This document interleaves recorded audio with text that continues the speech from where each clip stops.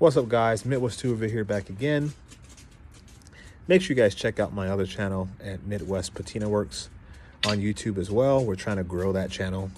And I see that we're getting some new subscribers. So if you guys recall my last video, I said I don't need equipment. I don't need your money. All I want is, if you guys like the content, to hit that that subscribe button, because ultimately it helps the channel grow. It helps me be able to afford the projects that we have and keep doing what I'm doing. Because right now everything is self-financed, right? I made an epic mistake yesterday, guys. I went to the junkyard. You know, I pulled a radiator that didn't fit the 58. It does, however, fit nicely in a 72. Like, it's perfect, and that 72 has a lot more space underneath the hood, so we can put a lot of activities underneath that hood and thus be able to use that radiator. So it's a radiator, fans, and the transmission cooler all in one out of a 2010 Camaro. So that worked out. But I did something that I always said I would never do, or I thought I was not that person. I left tools at the salvage yard. So I got home, start working on the truck a little bit. The wife came out. She and I was just kind of doing different things, kind of, you know, playing out in the property. We live out in the country, and I'll show you. Well, can I show you guys? Maybe I can't. But anyway, we live out in the farm, and we were just kind of tending to things out here. And so let me put my tools away, and went to the truck, opened up the truck, pulled out the tool bag, opened up the back, and realized that my complete set of right tool metric impact sockets were not in there. Long story short, left them underneath the hood of that 2010 Camaro. Oh, actually it was a 94 Camaro. So it was that 3.4 liter that everybody said is absolutely horrible, which I agree. So nobody else was looking at that car. So this morning I got up bright and early. I have a migraine like crazy right now. Had one ever since like 2 o'clock this morning. So I've been up for a long time now. And anyway, drove to the salvage yard. Hey, boys, no fighting. Went to the salvage yard and found my sockets underneath the hood. So I was able to retrieve them. Luckily enough, no one found them. So that was awesome. Yeah. So I guess I'm not. What's the word I'm looking for? I'm like everybody else. I can lose tools, because I remember people would say in the past, like, why do you have such nice tools for your salvage yard set up?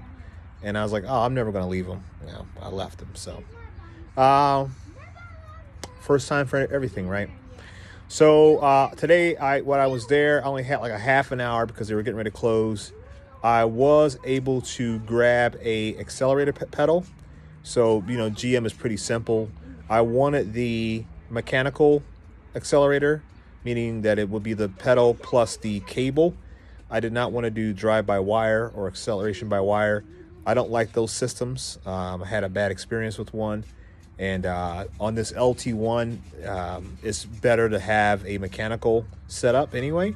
So that's what we went out and did. So we grabbed the pedal, grabbed the cable. I don't think the cable's going to work. I need to finish kind of mocking it up. Right now, I'm out here hanging out with my boys while they're playing in the yard and whatnot. So I'll do that later. But we need to mock that up and see if it's going to work. If not, we'll order one from, what is it, Motion Raceworks or whatever it is, and we'll get one from those guys. So it's not a big deal. I need to, or I want to work on the bumper on that truck. You guys may have seen that bumper is kind of propped up on the front of the truck, but it's not securely fastened to the front, to the chassis. So we need to get that buttoned up today. I thought about laying some more of the matting down. I may lay a couple more sheets down in the back and a few up front and kind of tie that up a little bit more. What else we need to do? We potentially could go ahead and get the seat set up, meaning that I can get I don't want to put the seat in the truck. Really, I guess we could wait on that, because I can't do what I need to do. I got to put carpet down. I have to do more wiring, and that's just better to be done without the seat in place. So we're not going to do that. So I was going to get the seating mocked up, but I'm not going to worry about that right now. I think what we can do, if I can get rid of this migraine, we're probably going to get the, I need to build a plate for the steering column. So internally internal to the cab, that's fine. We're just using the original factory mounting, but externally underneath underneath the hood, I need to reinforce where the steering column cylinder comes out. I need to create a plate for that to securely fasten that to the cab of the truck, and that way it can be serviceable in the future if I need to do that. So I'm just going to fabricate something really quick. It's just metal. It's nothing crazy, and be done with that. I got the metal. My brother has some metal sitting over at his house, so all I have to do is just go pick that up and we're good to go. But yeah, that's the plan for today. I thought I would do a little bit of a FaceTime type video with you guys, a bit of a vlog, if you will. I don't never really get on camera my face really, so but that's the plan for today. I don't think we're gonna do a whole lot. We did get the engine, I think I said in the video, maybe I didn't. We did get the engine to bump over. You can't move that, little guy. I can't, baby. It's too heavy to move over there. Papa can't do it by himself. Leave it there. So I did get the engine to bump over, so we put a battery on it, got all the grounds, everything hooked up last night, was able to spin the engine over, so that works out. I ordered AN6 fittings yesterday, so they should be here tomorrow. So theoretically, I can have the engine running tomorrow under its own fuel supply and all of that. Oh, that's something I gotta do. I gotta go ahead and run that wire. I got to chase the fuel line back to the tank, because I have a lot of different hoses and stuff that needs to be probably deleted. But I need to trace that back, make sure I'm looking at the right thing. I got the fuel line, fuel hose, the connection, the fittings, all that stuff on order, so that I'd be here tomorrow.